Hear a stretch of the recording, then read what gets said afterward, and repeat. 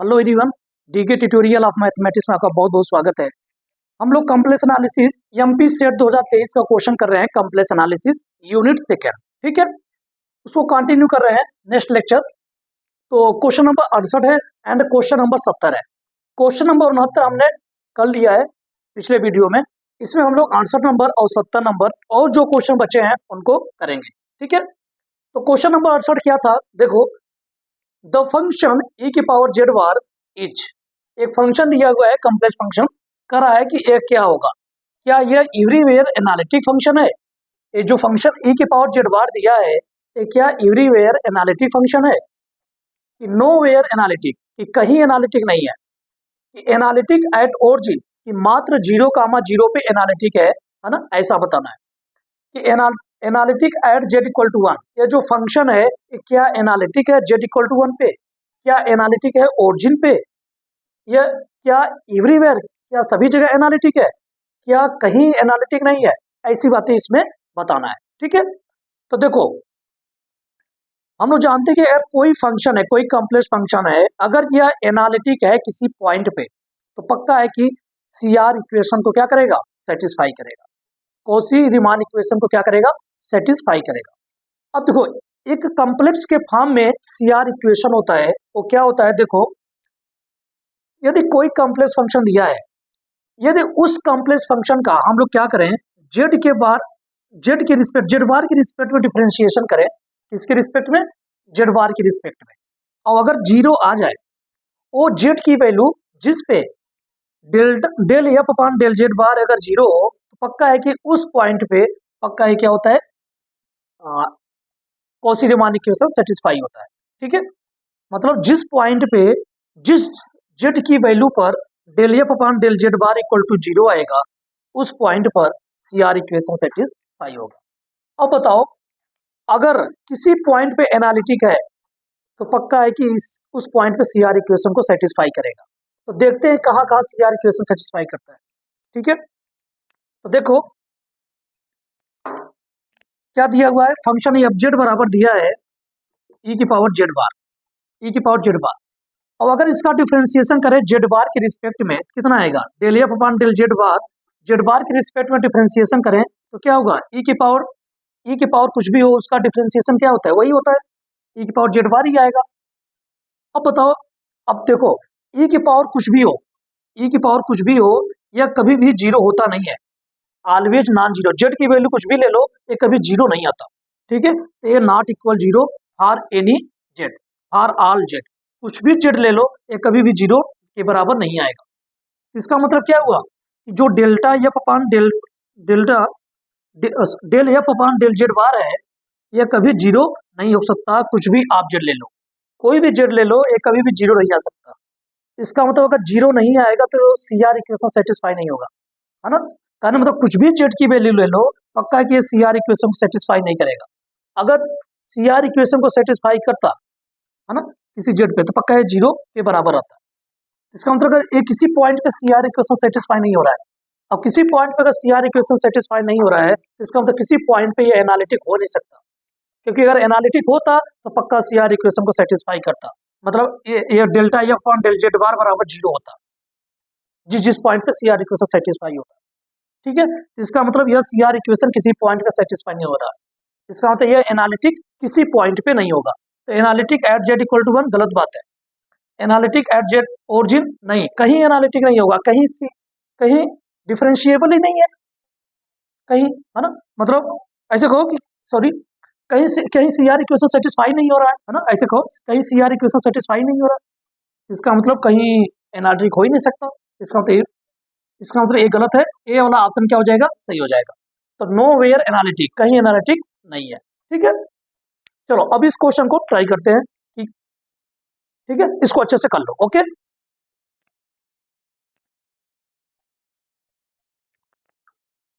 देखो इस क्वेश्चन को करते हैं, Cauchy Riemann equation in polar form, ठीक है। कॉची रीमान इक्वेशन, देखो Cauchy Riemann equation polar form में क्या होता है, ये होता है यू आर बराबर क्या होता है, 1/r v theta, you are बराबर 1/r वी थीटा, और वी आर बराबर -1/r यू थीटा, ठीक है।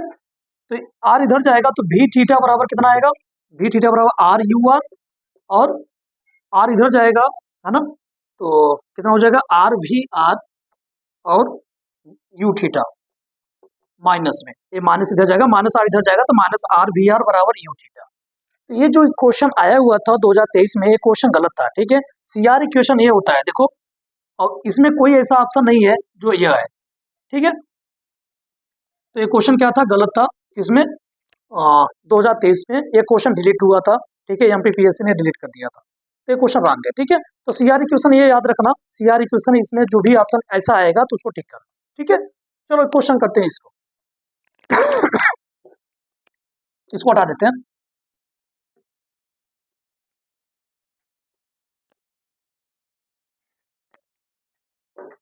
देखो ये क्वेश्चन क्या है, ये कह रहा है कि if C is a semicircle, एक सी कर्व दिया है और जो कि आर्क दिया है, सेमी सर्कल है, एक कर्व दिया सेमी सर्कल, जो आर्क है वो मार्क जेड इक्वल टू 1 है, ठीक है। सेमी सर्कल है जिसका जो आर्क है वो मार्क जेड इक्वल टू 1 है, फ्रॉम -1 to 1 एबो द रियल एक्सिस, ठीक है। रियल एक्सिस जो एक्स अक्ष है ना, उसके ऊपर ऊपर है, उसके ऊपर है, ठीक है।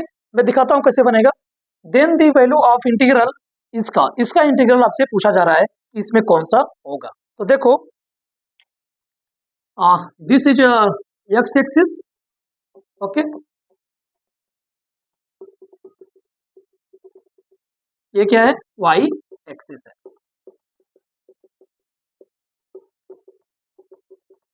यहाँ पे क्या है, ओरिजिन है ओ। अब यहाँ पे क्या होगा, -1, इधर क्या होगा, +1, ओके। तो जो आर्क है वो एक सेमी सर्कल है, ऐसे कहाँ से, -1 to 1 इधर की ओर है, -1 to 1 है, ठीक है। ये एक्चुअली क्या दिया है, मार्क जेड इक्वल टू 1 दिया है, ए आर क्या है, मार्क जेड इक्वल टू 1 है, ठीक है। तो देखो अब देखना, हमको इंटीग्रल इसका पूछा जा रहा है, ठीक है। तो यहाँ पे अगर बात करें, यहाँ पे यहाँ से है ना, यहाँ पे -1 to 1 पूछा जा रहा है, तो यहाँ पे थीटा इक्वल टू कितना है, 0 डिग्री, ठीक है। और ये पूरा कितना बनेगा, थीटा इक्वल टू पाई, कितना बनेगा, theta equal to pi, okay. Mark, अब देखो मार्क जेड इक्वल टू 1 है, तो ये पढ़ा होगा कि अगर mark z equal to r हो तो जेड बराबर होता है आर ई के पावर आई थीटा। अब चूंकि आर इक्वल टू यहाँ पे क्या है, 1 है, तो मार्क जेड इक्वल टू 1 है, तो आर के स्थान पे कितना हो जाएगा, 1 हो जाएगा। ये रेडियस कितना है, रेडियस मेरा कितना है, 1 है ना, रेडियस 1 है, रेडियस 1 है, और सेंटर कितना है, सेंटर 0 है, तो कितना हो जाएगा, जेड बराबर ई के पावर आई थीटा, ओके। तो देखो ध्यान से कैसे करेंगे इस क्वेश्चन को ट्राई। तो हमको इंटीग्रल निकालना है किसका, सी 1/जेड डी जेड का, ओके। तो मार्क जेड इक्वल टू 1 है, चूंकि मार्क जेड इक्वल टू 1 है, तो जेड बराबर कितना होगा, आर ई के पावर आई थीटा, आर के स्थान पे 1 है, तो जेड इक्वल टू ई के पावर आई थीटा। अब डी जेड, अगर डी जेड इसका निकालोगे तो डी जेड बराबर आएगा कितना, इसका थीटा के रिस्पेक्ट में डिफ्रेंसिएशन कर दो, तो D Z upon D theta, इसका डिफ्रेंसिएशन करोगे थीटा के सापेक्ष, तो ई के पावर आई थीटा का ई के पावर आई थीटा, और ऊपर वाले करोगे तो आई इंटू 1, मतलब आई ई के पावर आई थीटा, ये D Z upon D theta आएगा, और डी थीटा उधर जाएगा तो गुणा हो जाएगा, तो डी थीटा। तो कहने मतलब जेड बराबर क्या था, ई के पावर आई थीटा था, तो डी जेड बराबर कितना आया, आई ई के पावर आई थीटा डी थीटा, ठीक है, ये आया। तो क्या करेंगे, यहाँ पे करो कहाँ से, थीटा इक्वल टू यहाँ से लेके यहाँ तक, ओके। तो करो सी 1/जेड, जेड के स्थान पे क्या रखोगे, 1/ई के पावर आई थीटा, और डी जेड के स्थान पे आई ई के पावर आई थीटा डी थीटा, ठीक है। ई की पावर आई थीटा, ई की पावर आई थीटा कट जाएगा, कितना बचा, ये बचा इक्वल टू, अब देखो कर्व जो मेरा है वो कहाँ से है, -1 to 1, और चूंकि थीटा के फॉर्म में आया, थीटा के रिस्पेक्ट डिफरेंशिएशन करना है, तो जो लिमिट आएगी वो थीटा के रूप में आएगी, तो थीटा इक्वल टू पाई से लेके यहाँ से लेके यहाँ तक करना है, तो थीटा इक्वल टू पाई से लेके थीटा इक्वल टू 0 तक। अब कितना है, I D theta, I constant है, बाहर ले लो, तो बाहर ले लोगे तो यहाँ बचेगा 1, और 1 का थीटा के रिस्पेक्ट में जो डिफरेंशिएशन होगा वो कितना होगा, थीटा होगा, और लिमिट कितना है, 0 से पाई, आगे 1 है, रख दो अपर लिमिट, ठीक है। आगे क्या है, ए आई, आई बाहर ले लिया था मैंने, आई बाहर ले लिया था, आई था, ठीक है। अब रखो upper limit minus lower limit, तो यहाँ अपर लिमिट रखोगे पाई माइनस लोअर लिमिट, पाई माना 0, आगे क्या है आई, ठीक है। सॉरी, अब लिमिट क्या था, पाई से 0 था, पाई से 0, तो अपर लिमिट रखो 0 माइनस पाई रखो माइनस पाई, ठीक है। तो कितना आ गया, माइनस पाई आई। तो कितना आ गया, माइनस पाई आई, इसका आंसर होगा कितना, माइनस पाई आई। ये ऑप्शन 20 का ट्रू हो जाएगा, ठीक है। इस क्वेश्चन को अच्छे से करो, सिंपल है, ट्राई करो इसको, ओके।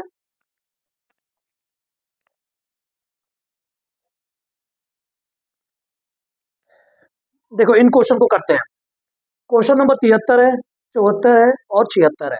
अभी हमको 72 भी करने हैं, ठीक है। अभी उसको स्किप किया हूँ, क्यों, क्योंकि अभी थोड़ा सा लेंथी है, ठीक है। जो सबसे पहले आसान हो, जो जल्दी होने वाले हो, पहले उस क्वेश्चन को ट्राई करना, ठीक है। फिर इसके बाद लेंथी क्वेश्चन को ट्राई करने हैं। तो अभी 72 को करूंगा, इसके बाद अभी 75 क्वेश्चन है, उसको भी करूंगा, ठीक है। अभी करते हैं 73, 74 और 76। इसको देखो, अच्छा क्वेश्चन नंबर 74 अगर बात करें, इसको देखो अच्छे से। The value of the integral this mod alpha greater than 1। अब देखो यहाँ पे सर्कल है ना, ये कौन सा कर्व है ना, ये नहीं दिया। मॉड जेड इक्वल टू क्या है, नहीं दिया, ठीक है। ये क्वेश्चन क्या था, ये डिलीट था, ये क्वेश्चन रॉन्ग था, ठीक है। यहाँ पे IM लिखा हुआ है ना, तो ये गलत था, ठीक है। इसको क्वेश्चन को डिलीट कर दिया था MPPSC 2023 में, तो इसको हम हटाते हैं, ठीक है। इसको क्वेश्चन को सॉल्व नहीं करना है, ठीक है। इन दोनों क्वेश्चन की बात करते हैं। देखो इन दोनों क्वेश्चन की बात करते हैं। तो सबसे पहले इसका बात करते हैं, क्या कर रहा है कि residue of the function Z upon this at the infinity is क्या होगा। तो जब भी आपसे क्वेश्चन पूछे, रेसिड्यू आपसे पूछे किस पे, इंफिनिटी पे, जेड इक्वल टू इंफिनिटी पे कि रेसिड्यू निकालो, तो आप क्या करना, नीचे देख लो, है ना। यहाँ पे देखोगे सिंपल पोल है, जेड इक्वल टू 1 पे, जेड इक्वल टू बी पे क्या आएगा, एक पोल आएगा, ठीक है। नीचे वाले को 0 के बराबर कर लो। नीचे वाले को अगर 0 के बराबर करोगे, z minus a z minus b equal to 0, तो जेड इक्वल टू कितना आएगा, एक ए आएगा, एक जेड इक्वल टू कितना आएगा, बी आएगा। इसका मतलब ए और बी पे ए क्या हो रहा है, 0 हो रहा है। ऊपर तो 0 नहीं होगा, नीचे 0 हो रहा है, इसका मतलब क्या आ रहा है, पोल आ रहा है, ठीक है। जेड इक्वल टू ए पे, जेड इक्वल टू बी पे सिंगुलरिटी आ रही है। अब कैसा सिंगुलरिटी आ रही है, पोल सिंगुलरिटी है, ठीक है। और कैसा कितने ऑर्डर का है, 1 ऑर्डर का है, सिंगल ऑर्डर का है, इसलिए क्या होगा, पोल ऑफ ऑर्डर 1, मतलब सिंपल पोल होगा, ठीक है। ऑर्डर 1 का हो तो सिंपल पोल कहलाता है। तो जेड इक्वल टू ओ पे सिंपल पोल है, जेड इक्वल टू बी पे भी एक सिंपल पोल है, ठीक है। तो क्या करेंगे रेसिड्यू निकालना है एट इंफिनिटी पे, तो simple pole z equal to a पे, जेड इक्वल टू बी पे सिंगुलरिटी निकाल लेंगे। जो सिंगुलरिटी आएगी उनको जोड़ देंगे, ठीक है, जोड़ लेना है।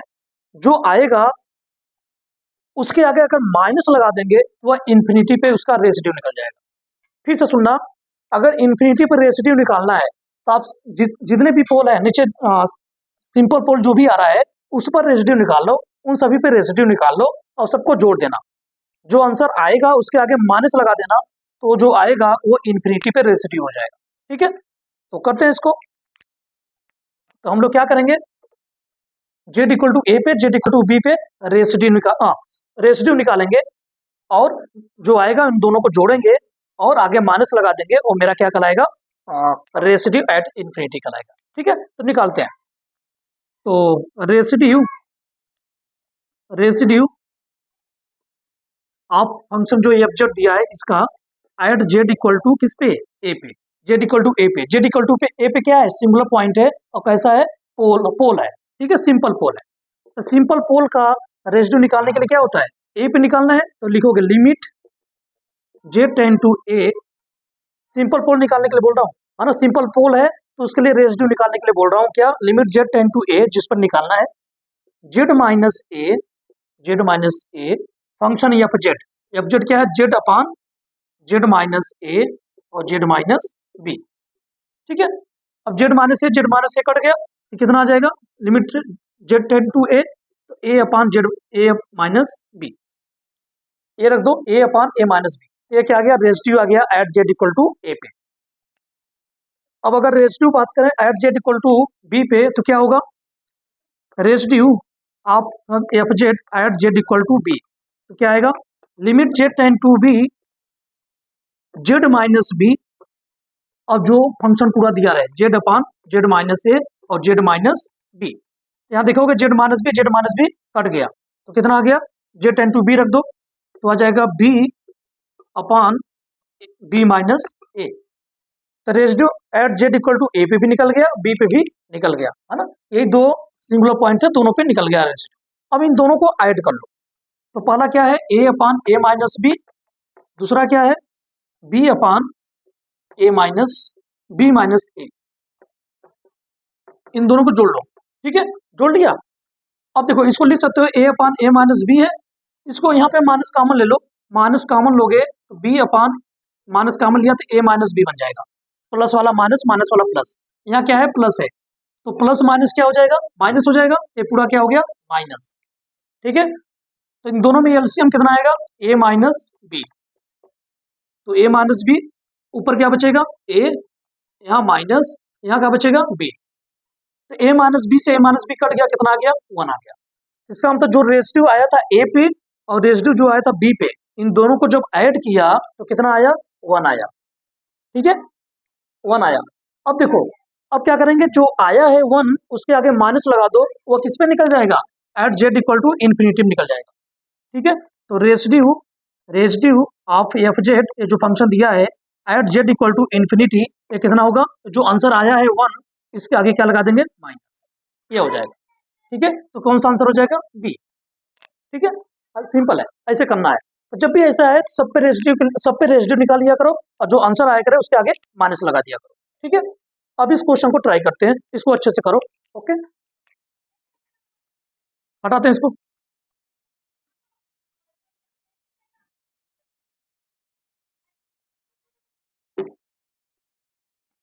देखो इसको देखो, कह रहा है कि let f z equal to this, एक आपको फंक्शन दिया हुआ है, कह रहा है इस फंक्शन का and its residue at z equal to 1 each 4, z equal to 1 पर जो इसका रेसिड्यू है वो कितना है 4 है, then the value of alpha, alpha की वैल्यू क्या होगा इसमें से वो बताना है, ठीक है। तो देखो ध्यान से, अब आपको बता दूं अगर z equal to z naught पे, suppose z equal to z naught पे क्या आ रहा है, पोल आ रहा है, क्या आ रहा है pole of order, suppose order कितना है एम आर्डर का है, आर्डर एम का सपोज पोल आया z equal to z naught पे, ठीक है।